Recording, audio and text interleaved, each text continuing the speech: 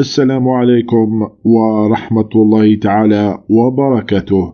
تدخل المركز المتقدم باب وهران بمعية طبيب الحماية المدنية بالوحدة الرئيسية في حدود الساعة 12:18 صباحا من أجل تحويل ضحيتين من جنس ذكر وأنثى في الثلاثينيات من العمر إلى مصلحة حفظ الجثث بالمستشفى الجامعي بتلمسان.